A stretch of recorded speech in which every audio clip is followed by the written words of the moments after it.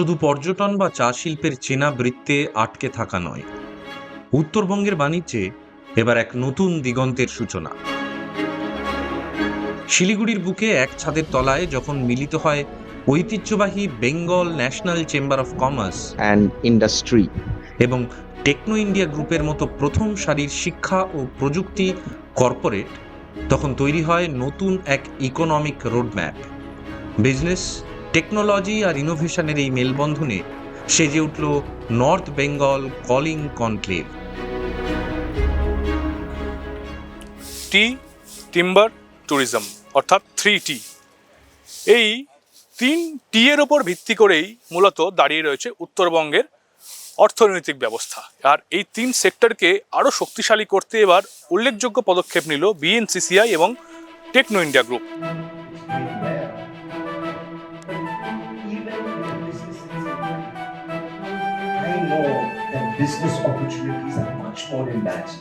BNCCI 139 বছরের এক বণিক সভা। এই চেম্বার অফ কমার্স ফর্ম করা হয়েছিল সেই সময় বেঙ্গলের এন্টারপ্রেনারদের ব্রিটিশ রাজের থেকে রক্ষা করার জন্য। এই chamber has a legacy, a history. After 49 years, Bengal has a government which is aligned with the center. नया जो बंगाल गवर्नमेंट आया है उनसे बहुत पॉजिटिव वाइब मिल रहा है दार्जिलिंग को। ऐसा लग रहा है कि अभी जो बंगाल में गवर्नमेंट चेंज होने के बाद तो दार्जिलिंग के लिए बहुत सारा एक पॉजिटिव, ऐसा पहले सुनने में नहीं आया था। तो इसीलिए हम लोग को भी बंगाल चैम्बर कॉमर्स का भी अब जो मीटिंग हुआ इसमें भी हम लोग को पॉजिटिव दिखाई दे। हम लोग को लग रहा है कि दार्जिलिंग के लिए एक अच्छा पॉजिटिव वाइब आ रहा है। मैंने हम लोग भी चाहता है क्योंकि हम लोग यहाँ का बहुत दुख झेल चुका है दार्जिलिंग पीपल, इसीलिए आप लोग का सपोर्ट से हम लोग दार्जिलिंग को ग्रो करना चाहता है। जितना ग्रो होगा हम थैंक्सफुल बंगाल नेशनल चैम्बर को फर्स्ट ऑफ थैंक्स देना चाहता हूँ। বিভিন্ন ইকোনমিক প্রজেক্টগুলোকে চা শিল্প থেকে, ট্যুরিজম শিল্প থেকে, আর মাইক্রো ইন্ডাস্ট্রি থেকে, এগ্রিকালচার থেকে এটা আমরা ভালোভাবে উন্নতি করতে পারবো, সেটার একটা আজকে সূচনা হলো। আমার মনে হয় সেটা আমাদের এবং এখানকার শিল্পপতি, উত্তরবঙ্গের শিল্পপতি এবং নতুন সরকারের তার প্রয়াসে, উদ্যোগে এটা মনে হয় একটা ভালো একটা শিল্পের দিগন্ত খুলে দেবে। একসাথে গভর্নমেন্টের কাছে যাব, আমরা গভর্নমেন্টকে আবেদন করব যে আর all stakeholders we can work for the hills. এখানে যে ছোট ছোট এন্টারপ্রেনার আছে, বিজনবাড়ি ব্লক, তাকদা ব্লক, তারাও ব্যবসা করছে। তারা কি জানে যে গভর্নমেন্ট অফ ইন্ডিয়ার যত স্কিমস আছে সেই স্কিমসগুলো ওয়েস্ট বেঙ্গল গভর্নমেন্টে এখন যেগুলো ইমপ্লিমেন্ট হচ্ছে তার ফেসিলিটিগুলো তারা কি করে পাবে? তো আজকে যদি আমরা প্রত্যেককে না নিতে পারি তাহলে যে বিকশিত ভারতের যে স্বপ্ন, সেই স্বপ্নটা কি করে পূর্ণ হবে? তো আমরা রিমোটে যেতে চাইছি।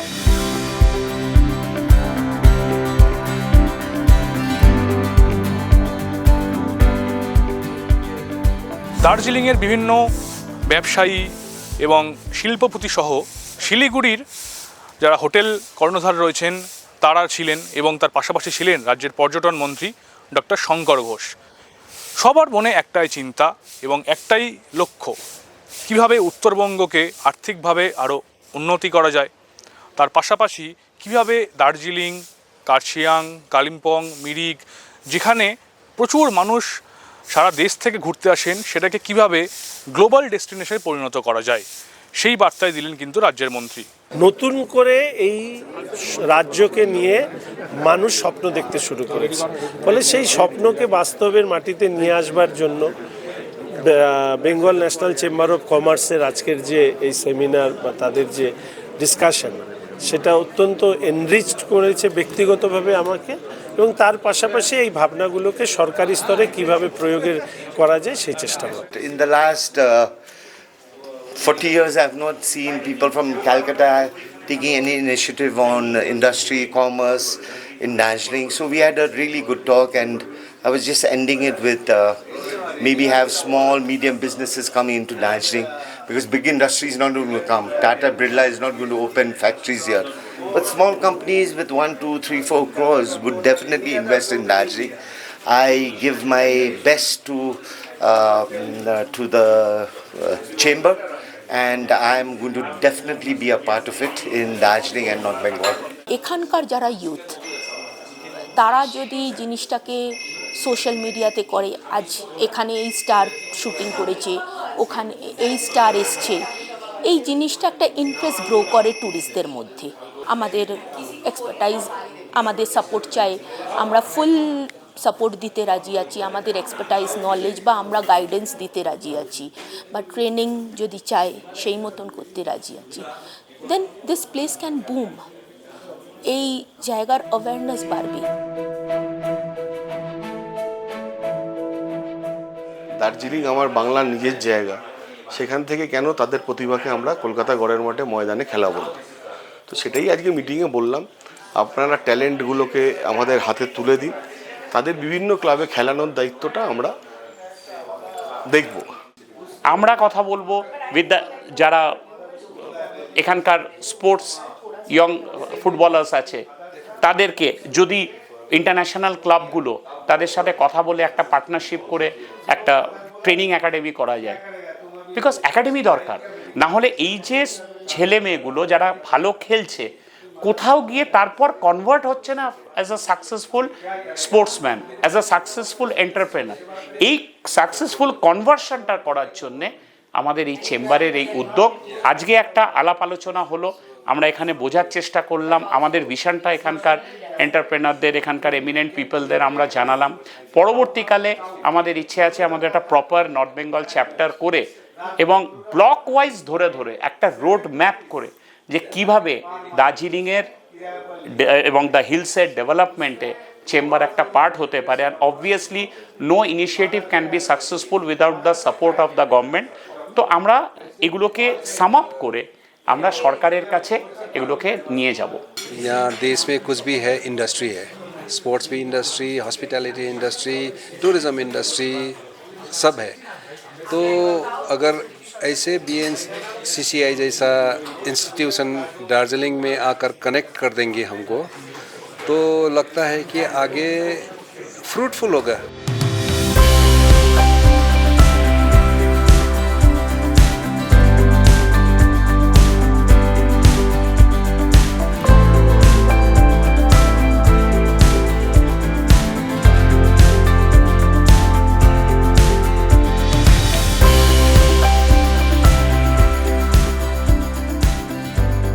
ইন্ডিয়া গ্রুপের সঙ্গে কিন্তু BNCCI একটা ওতপ্রোতভাবে জড়িত বহুদিন ধরে, এবং আমাদের ম্যানেজিং ডাইরেক্টর মিস্টার সত্যম রায়চৌধুরী, উনি আগে BNCCI চেয়ারম্যান ছিলেন।